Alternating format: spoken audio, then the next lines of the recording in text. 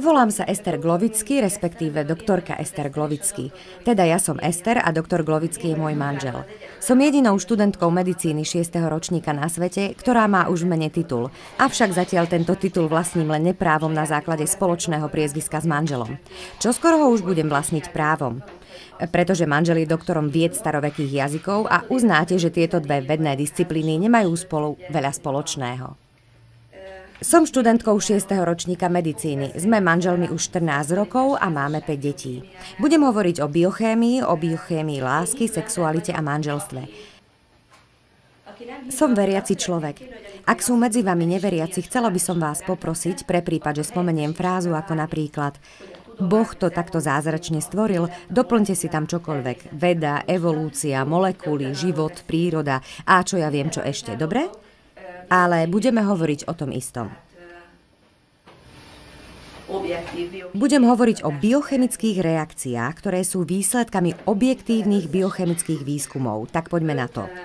Budem hovoriť o 5 látkach, ktoré si nemusíte ani zapamätať, ani napísať, ani nič podobné. Ja ich napíšem tu a budem o nich rozprávať. Tieto hormóny, teraz ich nazývam hormónmi, nie sú to však všetko hormóny, ale teraz na tom nezáleží, ak berieme do úvahy ich podstatu, budem ich nazývať hormónmi. Hormón nie je abstraktný termín, pod ktorým si môžeme predstaviť čokoľvek. Je to akási informácia, odkaz. Vezmime si napríklad človeka. Ten má množstvo buniek a orgánov. K tomu, aby tieto orgány boli v kontakte, musia si navzájom posielať odkazy. Jeden orgán druhému orgánu, jedna bunka druhej bunke a k tomu slúžia tieto hormóny. Môžeme ich teda chápať ako akési listy, akoby odkazy, iba že sú to konkrétne molekuly vykázateľné z krvi, hmatateľné, merateľné molekuly. Nie všetko sú to hormóny, ako som spomínala. Tým, ktorí sa orientujú v tejto problematike, sa ospravedlňujem. Celou podstatou mojej prednášky je, že by som chcela preložiť 4 riadky z tejto náboženskej knihy do reči biochémie. Nakoniec to isté prečítam ešte raz, takže teraz a na konci a myslím si, že nakoniec tomu už budete rozumieť. Toto je moja kniha náboženstva. Keď som mala 14 rokov, museli sme urobiť skúšku. Dostali sme 200 otázok, na ktoré sme sa mali naučiť správne odpovedať. Prečítam vám to teda najprv v jazyku teológie a neskôr jazykom biochémie. Významným dôvodom uzatvárania nezrelých manželstiev a následne rozvodov je, že mladí ľudia čoskoro po svojom zoznámení vyhľadávajú telesný kontakt. To medzi nimi vytvára silné citové puto, ale úmerne s ním sa zníži ich schopnosť správneho úsudku. A tak sa v skutočnosti nedokážu vzájomne spoznať. Po uzatvorení manželstva, keď tento spájajúci silný pud poklesne, nastane vytriezvenie a rozčarovanie. A tak sa rozvedú.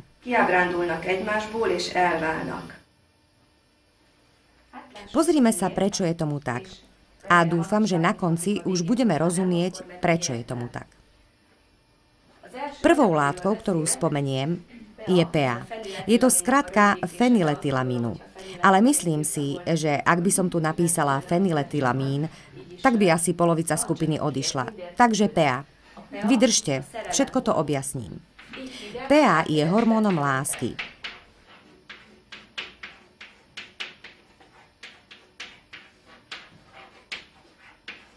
Hormón lásky. Vidíte z toho niečo? Z toho, čo píšem? Dobre. V krvi zamilovaného človeka sa nachádza táto PA. A kvôli tejto látke je zamilovaný človek taký, aký je. Tento fenyletylamín je totižto omamnou látkou. Nie v prenesenom slova zmysle, ale v doslovne najpravejšom zmysle slova. Patrí tam tiež amfetamín. Takže táto PA, ten fenyletylamín, je vlastne drogou. Ak sa zamyslíme nad tým, ako sa zamilovaný človek chová, uznáte, že je to tak. Nie je hladný, nie je unavený, úplne sa mu zmení rebríček hodnôt. Začne žiť úplne odlišný život. Doslova sa vznáša a je veľmi šťastný. Takže byť zamilovaným je super.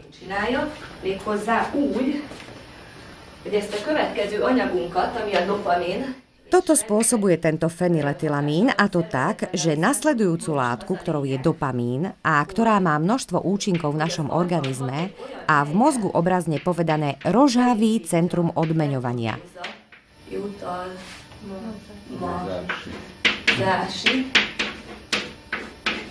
Toto je oficiálne pomenovanie. A je to tá časť mozgu, ktorá keď sa raz podráždi, bude sa snažiť, aby sa mu tohto impulzu dosiahlo opakovane. Takto to vníma aj malé dieťa. Takže povedzme, materinské pohľadenie vníma ako dobré. Tak sa v centre odmeňovania táto informácia uloží. Punčová torta je tiež dobrá, aj to sa uloží. Má to aj svoj protipól, za ucho napríklad. A takto sa tam všetko zbiera. Toto je pre nás teraz podstatné, lebo táto droga alebo omamná látka, ale aj všetky ostatné drogy dráždia toto centrum odmeňovania. Úroveň dopamínu sa tak zvýši, mozog sa doslova kúpe v tomto dopamíne a človek je veľmi, veľmi šťastný. Je to skutočne zaručené narkotikum, ktoré pôsobí presne tam, kde pôsobia aj všetky ostatné narkotiká. Problém je ale v tom, že náš mozog je múdrejší, ako sme my sami. Presnejšie, náš organizmus, a zastaví produkciu tohto hormónu lásky po 18 mesiacoch. V priemere po 18 mesiacoch, pretože toto žhavenie dopamínu je pre ľudský mozog taký nežiadúci, že ohrozuje celé naše bytie. Mozog teda zastaví tvorbu tohto PA hormónu.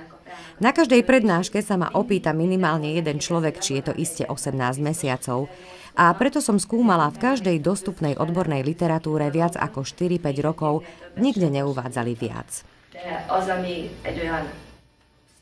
Toto je štandard, priemer viac menej 18 mesiacov. Zastaví sa produkcia PA a na jej základe produkcia dopamínu. A buďme úprimní a povedzme si, ako sa nám páči, že sa táto látka po 18 mesiacoch prestane produkovať. Je koniec. Človek sa prebudí a cíti, že ten druhý je úplne iným človekom.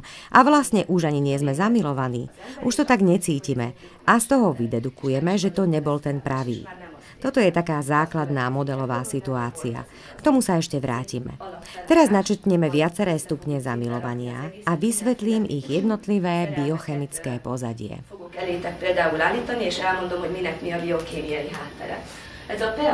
Táto PA nie lenže zvýši úroveň dopamínu, ale v rovnakom čase zároveň zníži úroveň nasledujúcej látky, ktorej sa budeme venovať. A to je serotonín.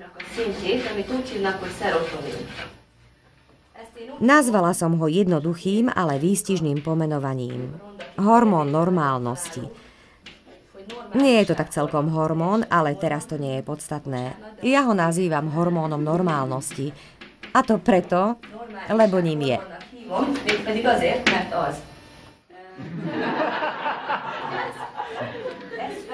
On je zodpovedný za náš vyrovnaný, normálny, poriadny život. Teda, aby človek vedel jesť v určitý čas a správne množstvo, ísť spať, keď to organizmus potrebuje, aby mal cieľ, aby mal chuť vstať. Ak je niekto depresívny, myslím tým depresiu klasifikovanú ako chorobu. To teda neznamená, že je smutný, ale skutočne chorý. Takže práve táto látka serotonín z nejakého dôvodu poklesne dotyčnému v mozgu a teda nefunguje správne. Takýto človek má depresiu, má nedostatok tohto hormónu normálnosti, nemá chuť vstať, nemá chuť žiť, nemá chuť k ničomu. Teda ak je serotonín produkovaný správne v ľudskom mozgu, je to v poriadku. Ak sa zároveň produkuje PA, tento ošial lásky alebo ružové okuliare, to sú všetko pojmy, ktorými sa človek pokúša tento stav opísať ešte pred výskumom molekulárnej biochémie. Je to veľmi dobré. Tak teda ružové okuliare ako ošial lásky sú zaužívané pojmy.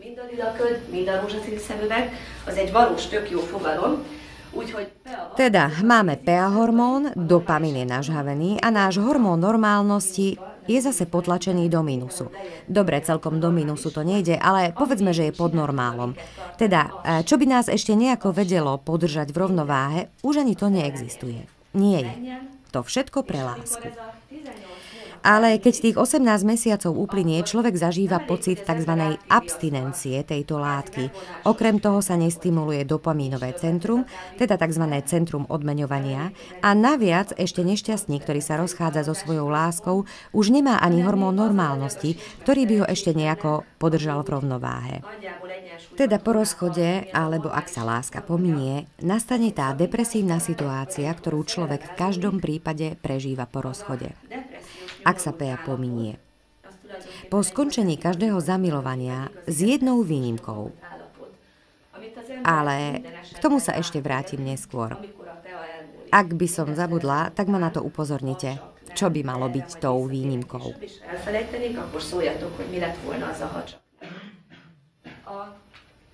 Nasledujúcou látkou je endorfín. Rozdelíme toto slovo na slabiky. Endogénny morfín, vnútorný morfín.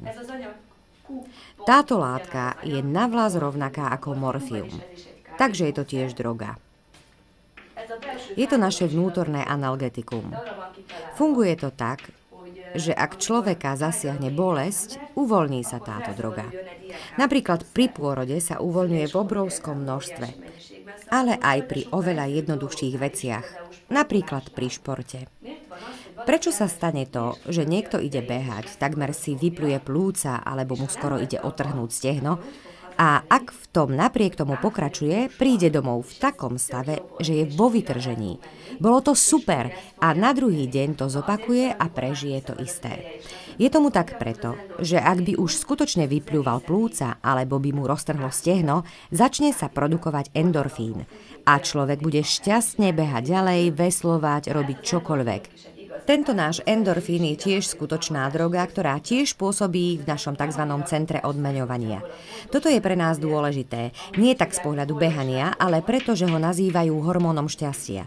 A nachádza sa napríklad aj v čokoláde.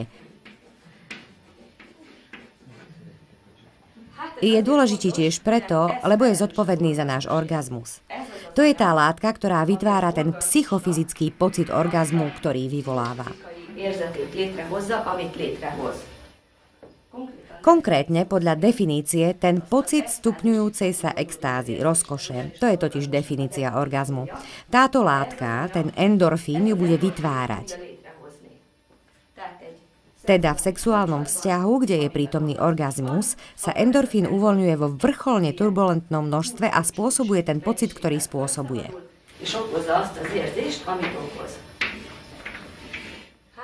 Na záver budem hovoriť o 3 veľkých úskaliach. Preto je tu tento endorfín zvlášť dôležitý, lebo vedie k ďalšiemu omylu, ale k tomu sa ešte vrátim. Takže dostali sme sa k poslednej látke, ktorá je v skutočnosti pre nás najzaujímavejšia, lebo táto poskytuje dynamiku lásky, sexuality a manželstva, jednodňovému vzťahu, ale aj 60-ročnému vzťahu. Je to jedna veľmi, veľmi zvláštna látka, ktorú pomenúva nie len beletria, ale aj odborná literatúra ako hormón väzby. Táto látka je zodpovedná za vzťah. Je zodpovedná za všetky vzťahy. Za vzťah medzi rodičom a dieťaťom, za vzťah medzi 2 kamarátmi, ale aj za všetky ostatné spoločenské medziľudské vzťahy. Existujú poľní hraboši. No, ako to s tým teraz súvisí? No, takže existujú 2 druhy hrabošov. Jeden druh žije v spoločenstve, žijú spolu. A existuje jeden poddruh tejto čelade, ktorý žije o samote. A majú svoje teritórium a na toto územie počas obdobia párenia ani nikoho nepúšťajú. Rozdiel medzi týmito 2 druhmi hrabošov je oxytocín. Ten druh, ktorý žije v spoločenstve, má v mozgu oxytocín. Ak mu túto látku, prepáčte za výraz, mozgu eliminujeme, tak sa aj z neho stane osamelý hraboš, ktorý si presne vymedzí svoje teritórium a nepustí tam nikoho. Tento oxytocín je veľmi silná látka, ktorá zásadne určí každý náš vzťah.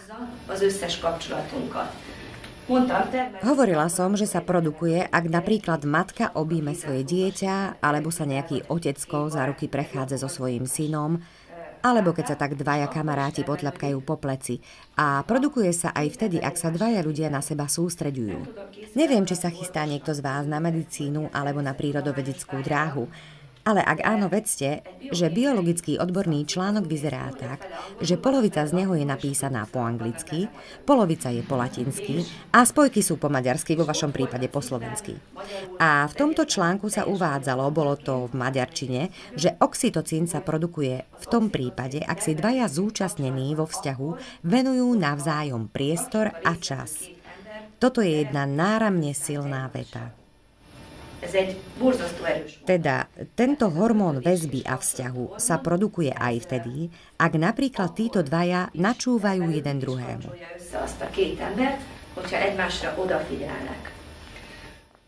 Tak pracuje tento oxytocín.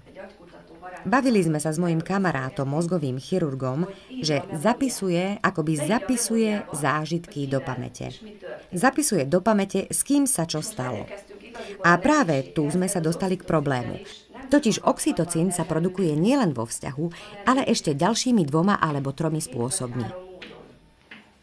Prvým spôsobom je teda vzťah, o ktorom som hovorila. Druhým spôsobom sa vytvára pri pôrode a kojení. Oxytocín má tiež vplyv na funkciu sťahovania hladkého svalstva. Sťahuje hladké svalstvo maternice, dôsledkom čoho dochádza k pôrodu a tiež možnosti kojenia. Teda v prípade pôrodu a kojenia sa vytvára obrovské množstvo oxytocínu.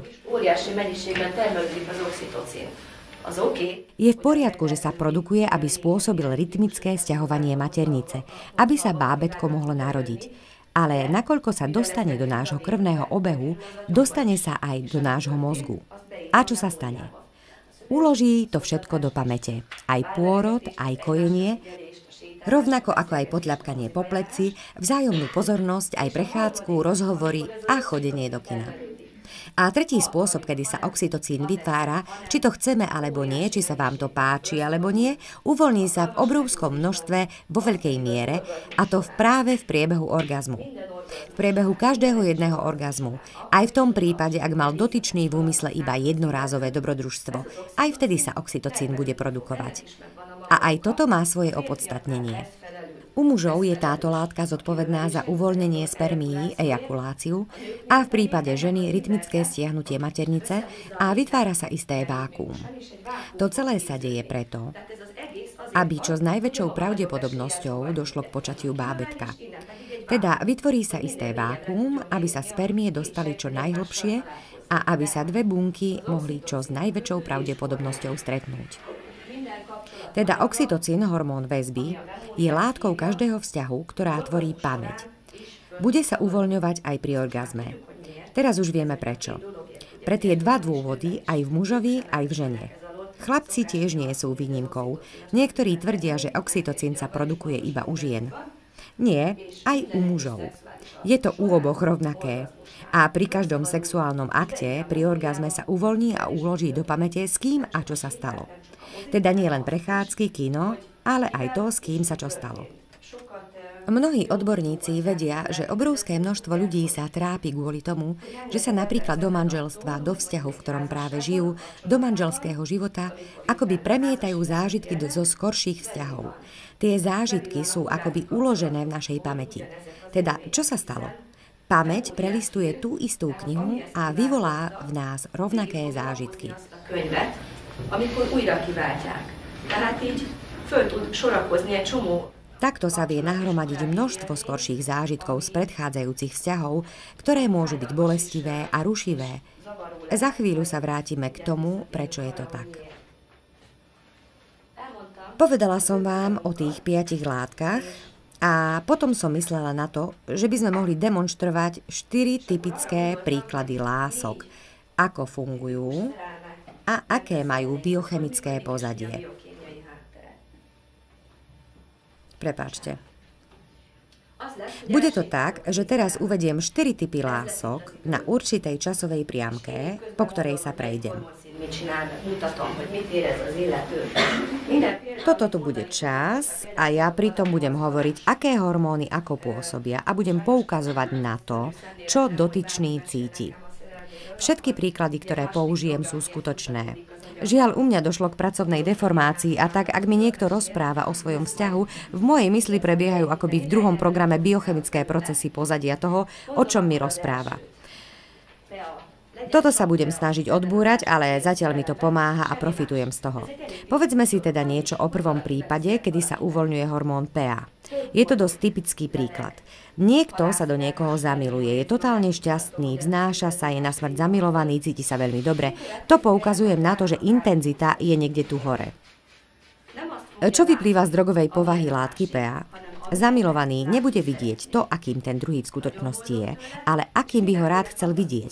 Je z toho veľmi šťastný, pretože vidí na partnerovi len dobré veci. Jedna moja kamarátka nedávno prišla a rozprávala mi. Nebola ešte ani na jednej mojej prednáške s rozžiarenými očami, že našla toho pravého, našla toho vyvoleného a že si mám predstaviť, že išli spolu na návštevu, kde sa museli vyzuť a obaja mali úplne rovnaké ponožky, dokonca rovnakej značky. Pozrela sa na mňa a vraví: tak mi povedz, či toto nie je znamenie? Presne takto vtedy uvažujeme. Presne takto. A ja som jej vtedy nemohla povedať: drahá moja, to nie je znamenie, ale pôsobenie PA hormónu. Svojvoľne uskutočnený výber bezvýznamného detailu. Nemohla som, pretože bola mimoriadne šťastná. Je to zábavné, ale pravdivé. Vidíme iba to, v čom sa zhodujeme, ale to, že váš celý život, váš svetonázor a čo ja viem, čo ešte absolútne nesedí, to nezbadáme až dovtedy, kým sa táto PA bude produkovať. Nemáme žiadnu šancu. Veď predsa na toto PA nie je určená. Je určená na to, aby nás k sebe čo najviac priťahovala. A teraz sa dostávame k koreňu veci. Prejde 18 mesiacov. PA sa vytratí, úroveň dopamínu sa zníži. Kvôli serotoninu je dotyčný veľmi smutný. A čo vtedy človek prežíva? Môžeme si napríklad predstaviť, ako by človek vyšiel spoza španielskej steny. Alebo že odloží rúžové okuliare, alebo že sa rozplynie opar lásky a v tom predstúpi náš partner. Pozrú sa na seba a myslia si: pre pána kráľa, kto to je? Ako som sa mohol do tohto človeka zamilovať? A tie klasické frázy typu kde sa mi podiel rozum a kde som mala oči sú v skutku výstižné, pretože dotyčný nepoužil ani rozum, ani oči. Zapojil všetko možné, len nie mozog a oči. Lebo ten, kto je pod vplyvom omamnej látky, ten ani rozum, ani jasný zrak nemá. Je to tak? Teda vykročia od niekiaľ spoza španielskej steny, pozrú sa na seba, začudujú sa v tom lepšom prípade, uškeria sa na seba v tom horšom prípade. Nie je to nejaká radosť pre nikoho z nich. Cítia sa podvedení. Ale v skutočnosti nepodviedol jeden druhého, len kým toto trvá, nemohli sa reálne vidieť, respektíve mohli jeden druhého vidieť len iracionálne. Takže tento prvý model sme si objasnili. Nebola v tom žiadna iná látka, konkrétne ani endorfín, ani oxytocín. Obaja boli do seba zamilovaní, ale nespali spolu. Ani sa nerozprávali, ani nič podobné. To je ten prípad, keď sa dvaja tzv. Odmilujú. Teda som zamilovaná do niekoho 2 roky a potom zrazu už nie. Objasnili sme si, čo sa deje v pozadí. Zoberme teraz druhý príklad, ktorý je o niečo reálnejší. Nech je to príklad, v ktorom máme PA, hormón lásky, ďalej oxytocín, takže žijú tak povediac manželským životom, zdieľajú sexuálny život a počas orgazmu sa uvoľňuje oxytocín medzi oboma. Hovorila som o tom však. Pri každom orgazme, či sa nám to páči alebo nie, či chcete alebo nie, uvoľňuje sa, a to v obrovskom množstve. Ako to celé prebieha? Máme tu PA, sme nesmierne šťastní, on je ten pravý, je pre mňa všetkým, ponožky rovnakej značky, vo všetkom sme rovnakí a pritom sa priebežne produkuje aj oxytocín v priebehu orgazmu. Tento oxytocín je hormón väzby. Všetko ukladá do pamäte a z pamäte sa už nikdy nestratí, čo sa tam zapíše. Uplynie 18 mesiacov, 2 roky, nech sú to 2 roky. Výjdeme spoza španielskej steny a nastáva moment prekvapenia, ten aha zážitok. A toto je kto? Ako som sa mohla do tohto človeka zamilovať? A povieme si, to stačí, rozídeme sa. Ale máme pocit, ako by časť nás odišla súčasne s partnerom. A súčasne v nás ostáva kúsok z neho. Navzájom si zo seba zoberieme malé kúsky. A tak sa kúskuje náš duševný svet, naša osobnosť, pretože tzv. Hormón väzby, ktorý sa uvoľňoval, zabezpečí, že sa akoby stávame súčasťou jeden druhého. Toto je taká silná látka, ten oxytocín, že ho zvykli sprejovať deťom trpiacim autizmom. Viete, kto je autista? Autista je uzavretý do seba. Autistickým deťom sa táto látka podáva sprej do nosa, aby sa rozprávali s terapeutom. Dieťa autista stojí v kúte a nedá sa k nemu priblížiť. Žije vo svojom vlastnom svete. Dostane oxytocín. Ahoj, a ty si kto? Ja som ten a ten. Takto to funguje. Takýto silný je jeho účinok pri budovaní vzťahov. Teda máme vzťah, všetko perfektné, prestane sa produkovať PA, vystúpime spoza paravánu a povieme si, no dovidenia, je koniec. Ale ostáva vo mne kúsok z neho a v ňom kúsok zo mňa. Két nagy vállási csúcs van így a vállási statisztikákban. Az első... Existujú dve špičky v štatistickej krivke rozvodovosti. Prvá je po roku uzatvorenia sobáša, kedy tie odlišnosti náhle potom, ako PA zanikne, výjdu na povrch. Tento fakt zasiahne manželstvo natoľko, že sa rozpadne. Hneď po roku. Nesmierne veľa ľudí príde na to, že urobili nepochopiteľný omyl a že už s partnerom nevydržia ani minútu.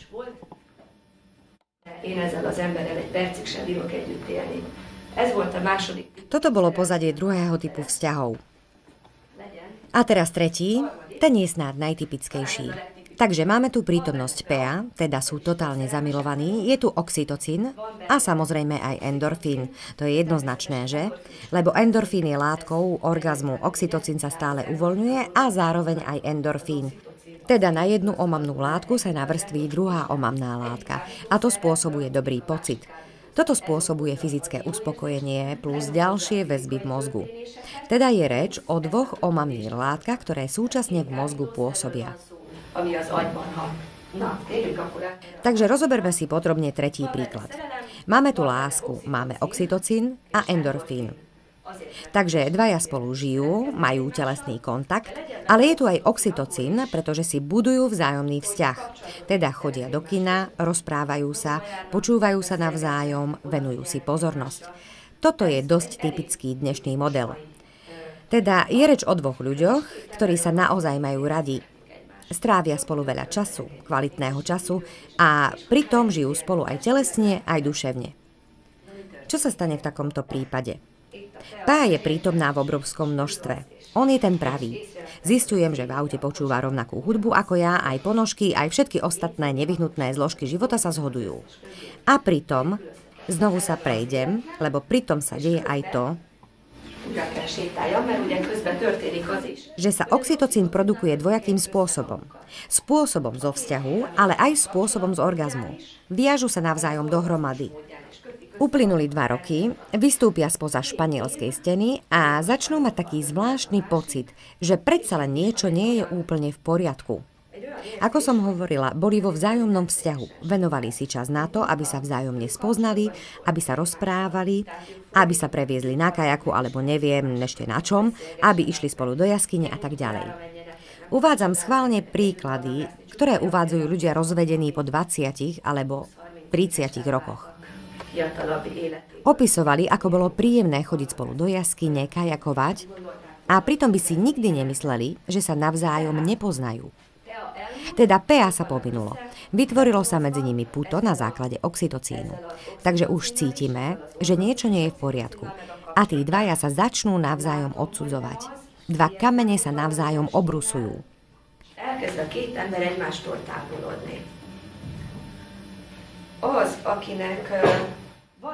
A v každom jednom takomto styku sa necítime pohodlne.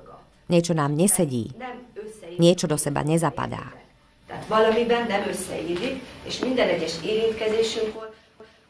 No a práve takíto ľudia sa po 20 alebo 30 rokoch rozvedú. Deti vyletia z hniezda, nemajú už spoločné starosti, na spoločné zážitky sa už dávno zabudlo.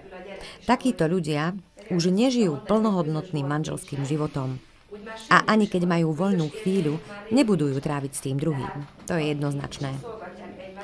Neviete si predstaviť, k akej nenávisti to môže viesť. Neviem, či poznáte takých starých ľudí, ktorí sú spolu a nenávidia sa.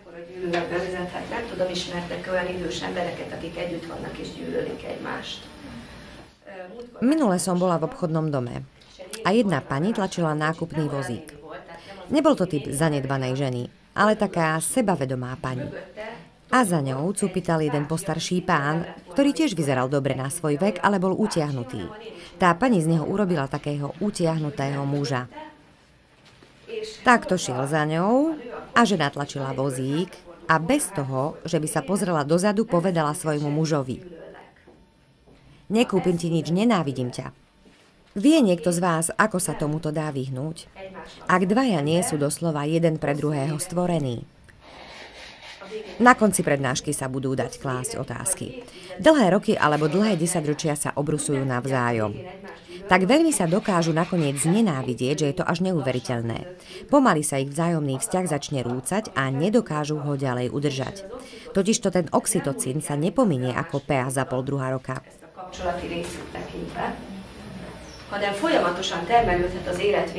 Medzi ľuďmi sa vytvorí silné puto a oxytocín sa môže priebežne produkovať do konca života. Takže ak 60-ročný manželský pár strávi spoločný večer alebo idú na prechádzku a držia sa za ruky, tak aj v ich 60-ke po x rokoch manželstva sa oxytocín bude neustále uvoľňovať a ich vzťah sa bude neustále prehlbovať. Takto teda manželský vzťah nezanikne a priebežne sa medzi nimi bude budovať vzťah. To nebude veľmi vidieť. Vidíte? Áno? Teda PEA prestane účinkovať po približne 18 mesiacoch. Oxytocín sa za určitých okolností produkuje doživotne. OK? Ale ak niekto už nevenuje svoj čas tomu druhému a nevenuje sa mu, pretože mu je ukradnutý, a ak sa s ním nerozpráva, nekomunikuje a nebuduje vzťah, tak sa jeden druhému odcudzia. Áno, počula som už veľa takýchto prípadov. Teda, dvaja sa zosobášia. Sú to dobrí ľudia a majú sa aj radi. Bola aj taká otázka, ak si dobre pamätám, a obaja sú veľmi dobrí ľudia a rozchádzajú sa s takou veľkou nenávisťou, pretože jednoducho aj ten nepatrný rozdiel skôr či neskôr rozbije ich vzťah. Pozrime sa teda na ten štvrtý typ, to je posledný. Koľko máme ešte času? 5 minút. Takže, čo sa stane vtedy, ak máme človeka, ktorý je zamilovaný? Je tam PEA, vidí aj rovnaké ponožky, je neskutočne šťastný a nespí a neje a vznáša sa a dopamín a droga a všetko je super a je šťastný. A máme tu tiež oxytocín, ale ten produkovaný na základe zdieľania sa.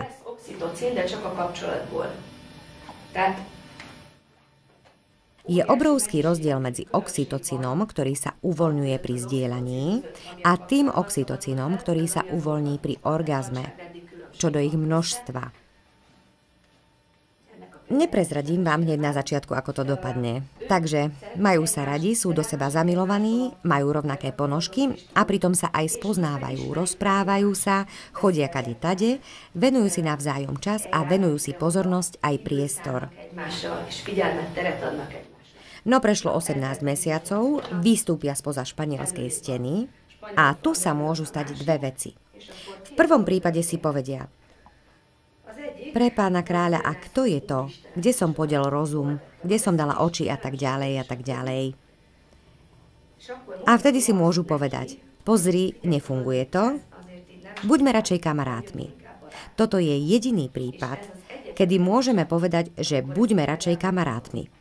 Pretože v tej pomyselnej knihe, do ktorej oxytocín vpisoval do pamäte, sú zabudované samé také elementy, ktoré patria do kategórie priateľstva. Teda v skutočnosti sa na ich vzťahu nič nezmení. Spoznala som človeka, ktorý môže byť mojím dobrým priateľom. Viem, že je to správny a hodnotný človek, neprechovávam k nemu nenávisť, ani sa s ním nesúdim, ani neľutujem, čo sa medzi nami stalo. V druhom prípade vystúpia spoza španielskej steny, vyprchala PEA, nepôsobí už. Vieme, že tomu predchádzal dlhý vzťah. A ak vystúpia spoza španielskej steny a povedia si: áno, ty si ten pravý, teba mám rada, lebo je to skutočne on, lebo toto všetko nemusí mať stále negatívny koniec. Predsa skôr či neskôr človek skutočne nájde toho, kto je mu súdený a o ktorom aj bez akýchkoľvek omamných, pomocných vplyvov cíti, že je to ten, koho ľúbi a s kým je šťastný. A v tomto prípade žijú pekne spolu ďalej a budú schopní prežiť v šťastí a spokojnosti celý život. Takže na záver ešte rýchlo zhrnieme 3 veľké úskalia. Prvým veľkým úskalím je, že kým sa PEA produkuje, kým je táto droga prítomná v mozgu človeka, dovtedy nie sme schopní reálne vidieť, kto je ten druhý. Je to nemožné. To je jeden fakt, nedá sa to. Nedokážeme sa správne rozhodovať. V tomto období nedokážeme zaujať správne stanovisko, to sa nedá. Dokážeme sa navzájom spoznávať, vieme sa navzájom zdieľať. Za chvíľku vám poviem, k čomu je toto celé dobré. A vlastne vám to poviem teraz. PEA neslúži na to, aby sme zo seba alebo z toho druhého urobili hlupáka. PEA je tu preto, že človek potrebuje pomoc, aby mohol vystúpiť zo svojej ulity. Aj tu vlastne takto sedíte, ale keď prednášam ešte mladším ľuďom, tak je to výrazné. Na jednej strane dievčatá a na druhej chlapci. Teda je možné, že sa to vytvorilo náhodou, ale u mladých to nie je náhodou. Teda k tomu, aby človek vystúpil z vlastnej ulity a otvoril sa smerom k tomu druhému, k tomu je potrebná pomoc. A PEA je takisto veľmi dôležitá ešte kvôli jednej veci. Dáva každému šancu. Pretože PEA obklopí každého človeka akýmsi skrášľujúcim obalom. Aby aj ten, kto nie je napríklad svalnatý alebo príťažlivý, aby aj ten mal šancu. Pretože ho budeme vidieť krásneho, budeme ho vidieť jedinečného. Teda PEA v podstate pôsobí ako akási reklama. Je určená k tomu, aby si dvaja ľudia všimli jeden druhého, aby dokázali uvidieť to pekné, aby sa jednoducho jeden druhému otvorili a začali sa zbližovať a mohli sa začať vzájomne spoznávať. S poznávaním nie je až taký problém. S rozhodovaním je problém. Človek musí urobiť správne rozhodnutie, ktoré v tomto prípade ovplyvní celý jeho život. Teda ak hormón väzby s oxytocinom zapíše do pamäte, že som sa mu oddala, už je to nezvratné. Skončili sme pri tom, že som vám chcela porozprávať o 3 veľkých úskaliach. Prvým je tá, že kým je prítomný PEA, nevieme, s kým máme dočinenia. Je tu preto, aby každý dostal šancu. Pretože je možné, že keby sme od začiatku vedeli, s kým máme dočinenia, z veľkej diaľky by sme ho obišli. Rozumiete teda, aký je dôležitý. Teda takto má šancu každý, aby tak povediac vystúpil zo seba a aby si ho niekto všimol. Toto bolo teda prvé veľké úskalie. Druhým úskalím je, ako som už spomínala, ak sa niekto v týchto rúžových okuliároch alebo v tom ošiali lásky spojí s tým druhým hormónom väzby, s touto jeho obrovskou dávkou a tiež so zápisom jeho spomienok do svojej pamäte. To je dávka, ktorá... Spomínate, spievali sme si to minule, že? Daj si ma ako pečať na svoje srdce. To kladie pečať na človeka. Je to také veľké množstvo, ktoré sa v tomto prípade uvoľní, že to kladie akoby pečať na človeka.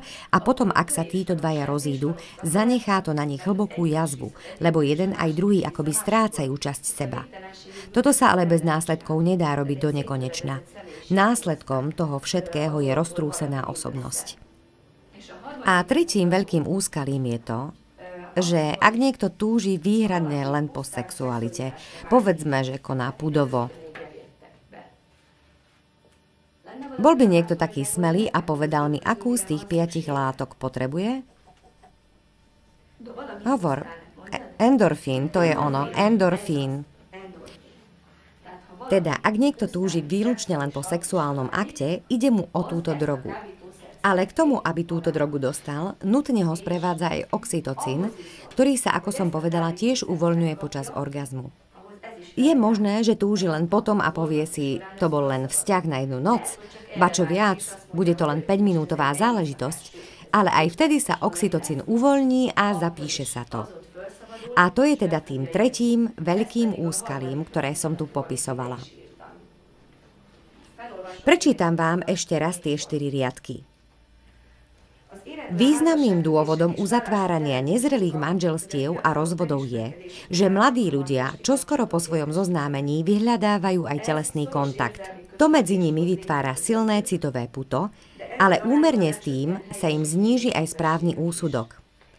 A tak sa v skutočnosti nevedia navzájom spoznať. Po uzatvorení manželstva, keď sa spájajúci silný pud lásky vytratí 18 mesiacov, nastane vytriezvenie a rozčarovanie a tak sa rozvedú. Niekto mi minulé po mojej prednáške poznamenal, že sa v poslednej dobe rozhoduje pre manželstvo stále menej ľudí. Prečo teda vykresľujem takýto negatívny obraz o tom celom? Nechcem vykresľovať negatívny obraz. Chcem, aby každý vedel, aké to môže mať dôsledky a aká veľká je jeho zodpovednosť. Teda jeho celý život. Celý život toho druhého, celý život všetkých jeho budúcich detí závisí od tohto jedného rozhodnutia, ktoré urobíme.